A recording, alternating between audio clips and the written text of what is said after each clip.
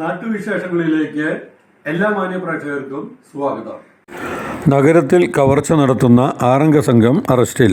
പാലക്കാട് രാത്രികാലങ്ങളിൽ നഗരത്തിലെത്തുന്ന യാത്രക്കാരെ ആക്രമിച്ച് പണവും മൊബൈൽ ഫോണുകളും മറ്റ് വിലപിടിപ്പുള്ള വസ്തുക്കളും തട്ടുന്ന സംഘം അറസ്റ്റിൽ. ഒലവക്കോട് സ്വദേശി ശിവപ്രസാദ് 24 വയസ്സ്, ശംഖുവാരമേട് സ്വദേശി സുബിൻ 18 വയസ്സ്, ആലങ്കോട് ഒലവക്കോട് സ്വദേശി കൃഷ്ണ 23 വയസ്സ്, പുത്തൂർ സ്വദേശി അർജുൻ 20 വയസ്സ്, കൽപ്പാത്തി വലിയപാടം സ്വദേശി വിശാൽ 18 വയസ്സ്, പ്രായപൂർത്തിയാകാത്ത മറ്റൊരാളുമാണ് Palakkad town south police arrest ചെയ്തത്.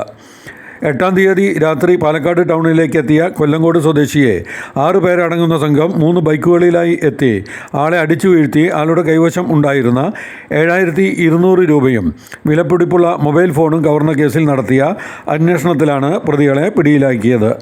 പാലക്കാട് ASP അശ്വതി ജിജിയുടെ നിർദ്ദേശപ്രകാരം Palakkad town south police sub ഇൻസ്പെക്ടർമാരായ പ്രവീൺ KJ, ഐശ്വര്യ C എന്നിവരുടെ നേതൃത്വത്തിലുള്ള പോലീസ് സംഘമാണ് പ്രതികളെ പിടികൂടിയത്.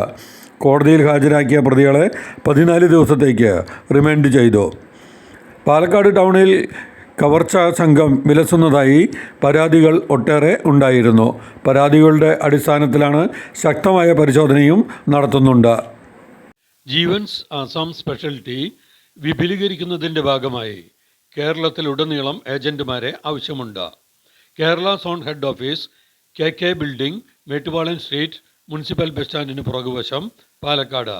ഫോൺ 9778208704.